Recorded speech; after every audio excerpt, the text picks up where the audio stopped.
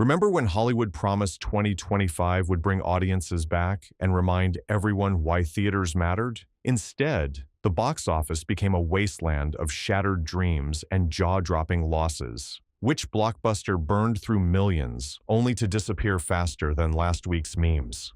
Stay tuned, because one of these films didn't just flop, it set a new record for cinematic disaster. Cleaner. There was a time not too long ago when Daisy Ridley looked ready to take over Hollywood, riding the wave from her Star Wars fame. People expected her to become the next big action star, but Cleaner proved how fast that spotlight can fade. The setup seemed almost too easy to mess up, a gritty, R-rated thriller with Ridley as an ex-soldier who now scrubs skyscraper windows for a living. When a group of radical activists storms a corporate gala, she's the only one with the skills and the nerve to save everyone. Sounds like Die Hard, just with a British twist and a woman in the lead. But here's the thing. American audiences barely got a chance to see it. The movie limped into just 300 theaters in the States, disappearing so quickly that you'd be forgiven for thinking it never existed. The marketing budget, practically invisible. You could walk past a theater playing Cleaner and never even know it was there. So, was the movie terrible? Not exactly. Critics called it fine, which, as any film fan knows, is the most damning faint praise you can get. Ridley's performance was praised for its nuance, and Martin Campbell's direction kept things moving, but almost everything about the film screamed, "We've seen this before."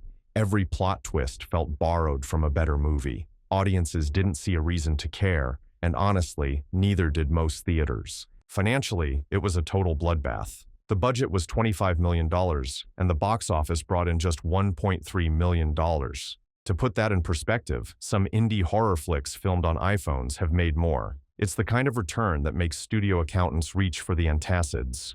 Ridley, despite turning in a solid performance, couldn't rescue Cleaner from being swept straight into Hollywood's dustbin. What's wild is that even though the action had its moments, there's one fight scene involving a mop and a window squeegee that's actually bonkers. Nobody cared enough to spread the word.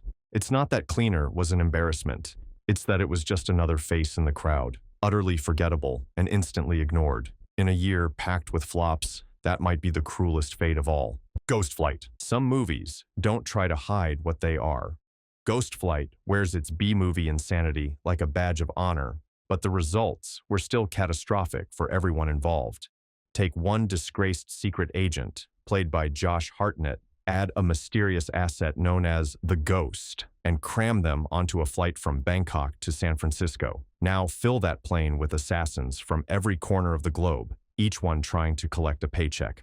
What you get is less Mission Impossible and more Snakes on a Plane, but with hitmen instead of reptiles and enough over-the-top action to make the Fast and Furious crew blush. Let's talk about the chainsaw. Yes, there's a scene where Hartnett goes absolutely wild, turning the cramped aisles into a madhouse of swinging metal and chaos. It's the kind of sequence that would make late-night cable audiences cheer. And, to be fair, that's exactly where this movie probably belonged. The film is pure 90s throwback, leaning so hard into cliches that it almost becomes a parody. It's the sort of thing where the plot barely matters. You're here for the absurd spectacle, and Hartnett, surprisingly, delivers. Critics were kinder than you might expect. Rotten Tomatoes gave it a 77%, mostly for embracing its own lunacy without apology. If this had been released in 1995, it might have become a cult classic, but in 2025, the landscape has changed. The real problem was business. Ghost Flight landed in over 2,000 theaters, but within 2 weeks, it was grounded. The studio, Vertical, yanked it with barely a whimper, blaming everything from market conditions to poor word of mouth. In reality, audiences just didn't care. The budget was $40 million, respectable for a mid-tier action film. The box office? Just $3.9 million, and that's being generous.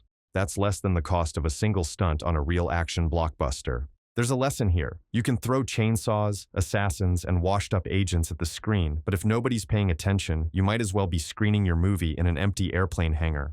Ghost Flight proved that nostalgia only gets you so far, especially when it's running on fumes. Shadow Force, the biggest flop in movie history. Some movies quietly bomb, others crash so loudly they shake the walls of Hollywood. Shadow Force wasn't just a flop, it's being whispered about in boardrooms as the worst box office disaster ever.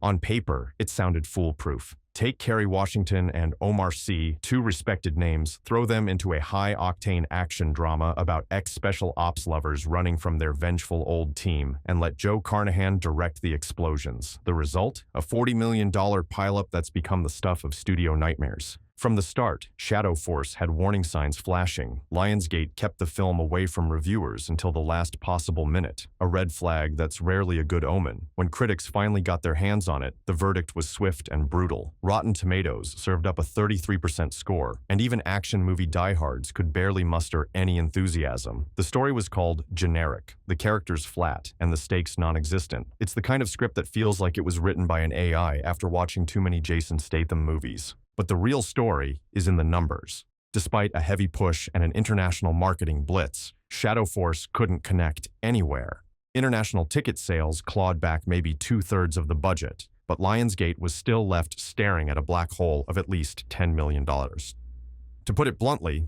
this film made less money than most documentaries about ducks. Why did it flop so hard? A big part of the problem was star power. While Wahlberg, Statham, or Butler can sell even the silliest shoot-'em-up, Washington and Sy just didn't pull in crowds. The plot felt recycled, the action uninspired, and the chemistry lacking. There was a sense from the opening weekend that audiences had already seen this movie 100 times before and done better. Now, Shadow Force lives on as a punchline, the Heaven's Gate of the streaming era. It's not just a box office bomb, it's a cautionary tale for every studio that thinks you can manufacture a hit by following a formula. Sometimes, the only thing explosive about an action movie is how fast it detonates the budget. Thunderbolts. Marvel used to print money, but Thunderbolts proved even the world's biggest movie machine can break down when nobody cares about the characters. This was supposed to be Marvel's grand comeback, a morally gray anti-hero epic with Florence Pugh leading a team of not-quite villains, all wrapped in a slick, indie-inspired package.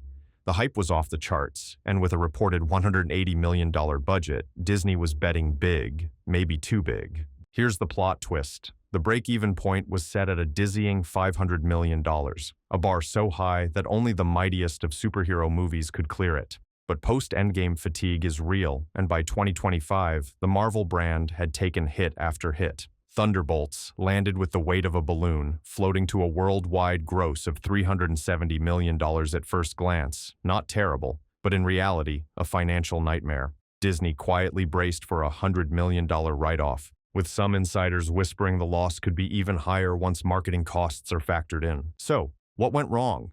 Audiences just didn't connect. The characters were a mix of sidekicks and former bad guys that nobody had been clamoring to see. The film tried to be edgy, but it ended up feeling like an overlong streaming pilot instead of a blockbuster event. Critics were underwhelmed, calling the tone muddled and the plot forgettable. Even the action, usually Marvel's saving grace, came off as flat. Behind the scenes, things were no less messy. Rumors swirled about studio interference and last-minute rewrites. The final product felt pieced together by committee, lacking the clear vision that made earlier Marvel entries shine. For longtime fans, Thunderbolts was a wake-up call. For everyone else, it was just more superhero noise in a year full of louder failures. In the end, Thunderbolts stands as a warning shot to Hollywood. If you build a franchise on characters nobody cares about, no amount of special effects or clever marketing can save you. For Marvel, the age of guaranteed hits may finally be over. Juliet and Romeo. Every year, Hollywood tries to reinvent the classics, but sometimes a bad idea slips through every safety net in the industry. Juliet and Romeo is the kind of film that sounds half interesting at first, a modern musical spin on Shakespeare, set at the tail end of the medieval era, with pop songs swapped in for poetry, and a cast that includes Jason Isaacs, Rupert Graves, and Rebel Wilson. They even shot on location in Verona, Italy, which should have added some real magic. Instead, what audiences got was a confused mess that never should have made it out of a development meeting. The real head-scratcher? This wasn't a streaming exclusive. Juliet and Romeo actually played in about 1,000 theaters across the country for a week and a half. That's not a typo. And still, almost nobody went to see it. The film's box office didn't even crack $500,000, despite a budget that ballooned to somewhere between 15 and 20 million. It turns out, a slick location and a handful of familiar faces mean nothing when you serve up a musical where every song lands with a thud. Critics were merciless. Variety called the whole thing poorly executed with zero catchy songs and said it was trying and failing to copy the magic of La La Land. The movie's ambitious concept quickly became its biggest weakness. Instead of feeling new or exciting, it came off like a mashup of ideas that never connected. Even die-hard musical fans found themselves checking their phones before the intermission. Worse, the movie's attempt at updating Shakespeare's language with modern slang and awkward pop lyrics just made things more painful. The whole project screamed unnecessary. It wasn't fun, it wasn't memorable, and it definitely wasn't the kind of thing anyone wanted to sit through twice. By the time Juliet and Romeo limped to the end of its short theatrical run, its fate was sealed. Nobody wanted a soundtrack, and nobody asked for a sequel. Studios love to say, there's no such thing as bad publicity, but when a big-screen musical bombs this hard, it's less a headline and more a warning sign for every filmmaker thinking about dusting off the old Shakespeare playbook. Sometimes the classics are better left alone. In The Lost Lands, you have to admire the persistence of some directors, but Paul W.S. Anderson's willingness to gamble on massive fantasy spectacles has turned his filmography into a highlight reel of box office disasters. In The Lost Lands is maybe the most spectacular misfire yet, a sprawling CGI-heavy adventure based on a George R.R. Martin short story starring Mila Jovovich as a witch and Dave Bautista as a hulking hunter. The pitch practically screams franchise, but this project will be remembered for all the wrong reasons. Development was a nightmare. The movie bounced around in pre-production for years, with casting rumors ranging from Keanu Reeves to Nicolas Cage before Anderson finally landed his core duo. By the time filming wrapped, the industry buzz was more about the absurd number of digital extras than the plot. The filmmakers bragged that the film had more computer-generated actors than real people. Unfortunately, the only thing more artificial than the crowds was the excitement. Marketing was nearly non-existent. When In the Lost Lands finally limped into theaters, many ticket sellers actually started giving away tickets for free. That's not an exaggeration. Reports came in of free ticket promos just to put bodies in seats. Still, nobody cared.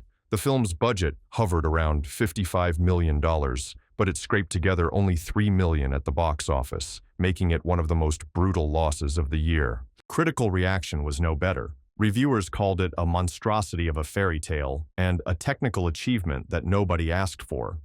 Fans of George R.R. Martin were left scratching their heads at how a decent story could be so thoroughly mangled. The only endorsement came from Martin himself, who supposedly loved Anderson's adaptation during a private screening, but that couldn't sell a single ticket. The Shrouds. David Cronenberg used to be the king of creepy and cerebral, but The Shrouds turned out to be less a resurrection and more a funeral for his big-screen reputation. Starring Vincent Cassel as a grieving businessman who invents a machine to communicate with the dead, the film was primed to spark curiosity. Add Diane Kruger and Guy Pearce, and it looked like a dark, star-studded exploration of loss and the afterlife. But curiosity alone can't buy tickets, and this one never stood a chance. The premise is undeniably Cronenberg, macabre, weird, and more than a little unsettling. Castle's character, desperate to reconnect with his late wife, designs technology that lets mourners visit the dead via burial shrouds. The film promises to ask big questions about grief and technology, but instead gets lost in its own head, leaving audiences cold and confused. Even before release, you could sense trouble brewing. The movie's limited run stateside came nearly a year after its festival premiere, and it was clear the studio wasn't expecting a hit. It's hard to blame them. Horror fans want scares. Drama fans want depth. But The Shrouds delivered neither. Critics shrugged, offering up phrases like intriguing but aimless and an experiment that fizzles. Rotten Tomatoes barely cracked 40%. Worse, Cronenberg himself sounded exhausted in interviews, admitting that getting even slightly unconventional projects made had become nearly impossible. Box office numbers were a horror story of their own. The budget sat somewhere between 12 and 15 million, but The Shrouds couldn't even pull $1 million back from theaters. It's the kind of loss that makes producers wish they'd just funded a miniseries instead. Even die-hard Cronenberg fans found it hard to defend this one, as the film's pacing and lack of payoff made it a slog. By the time the credits rolled, The Shrouds had confirmed what everyone feared. You can have a brilliant director and a stacked cast, But if the story doesn't stick, it'll be forgotten quicker than last year's Oscars. If this does end up being Cronenberg's last film, at least it'll serve as a cautionary tale for any auteur thinking about mixing sci-fi with philosophy and forgetting to entertain. Sneaks. It's a familiar trap. Take a hot animation trend, stuff it with famous voices, and hope for the next Minions. Sneaks proved how wrong that formula can go when you cut corners on everything that matters. The pitch is simple. A designer sneaker gets lost in New York and has to find its way home. The voice cast is stacked. Anthony Mackie, Martin Lawrence, Lawrence Fishburne. The marketing machine went all out, dropping ads everywhere from NBA games to kids' TV. On paper, it looked like an easy win. But from the first trailer, you could feel the storm clouds. The animation looked dated, with awkward movements and lifeless backgrounds that felt ripped from a bargain bin video game. Audiences took one look and said, "No thanks." Critics jumped on the pile, calling the script thin as cardboard and the humor trying way too hard. Rotten Tomatoes landed at 32%, a score that only looks high compared to the box office. Briarcliff Entertainment opened Sneaks in 1,500 theaters, but the film's debut was embarrassing, just $525,000 in its first week. That's about $350 per theater, numbers usually reserved for movies that never should have left the cutting room floor. Most people didn't even realize it was in theaters, and those who did quickly forgot it existed. The postmortem is brutal. Briarcliff's real play was never theaters. Instead, they used the quick box office run to justify a premium price for streaming and VOD, hoping to cash in later. But that couldn't mask the disaster. Sneaks will be remembered less as a movie and more as a cautionary tale about chasing trends and cutting corners. If you're going to go animated, you need to deliver something special, not just another pair of lost shoes. Alto Knights. Picture this: Robert De Niro playing not one but two mobsters, Barry Levinson behind the camera, and Nicholas Pileggi, the guy who wrote Goodfellas, on script duty. Alto Knights was supposed to be a no-brainer. Studio execs pictured a return to classic mob drama glory, hoping for awards and box office gold. What they got instead was a double shot of disappointment that tanked so hard, people are still scratching their heads. The plot sounds like it should work. De Niro as twin brothers, both with a foot in the mob, each trying to out-scheme the other in a gritty saga of betrayal and family loyalty. But by the time the credits rolled, critics and fans alike agreed that the whole thing was more gimmick than substance. The double De Niro casting came off as distracting instead of clever, and the story just never delivered any new angles. Reviews were harsh. Rotten Tomatoes posted a 37%, while CinemaScore audiences were a little nicer, handing out a B. Still, that wasn't enough to pull in word of mouth or repeat business. The film's budget hovered around $45–50 million, but the global take, barely $8.9 million. International audiences ignored it completely.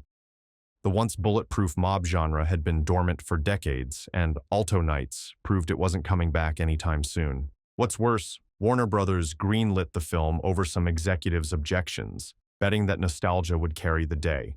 It didn't. Producer Irwin Winkler remains optimistic, comparing it to Goodfellas and predicting a cult following once the film hits streaming. Maybe he's right, but that won't fix the hole in the studio's pocket. In the end, Alto Knights is the story of a legendary team that forgot the basics. No matter how big the names or how classic the genre, a film still needs something fresh to draw a crowd. Without it, even the best can fall flat. So, after all those studio meltdowns, rewrites, and vanishing box office dollars, what did Hollywood really learn in 2025? Maybe that a familiar name and a mountain of cash can't save a movie from itself. Which of these flops do you think deserved better, or was there one you actually liked? Drop your hot take in the comments, hit subscribe for more wild Hollywood tales, and share this list with your favorite movie fan. The next disaster could be just around the corner.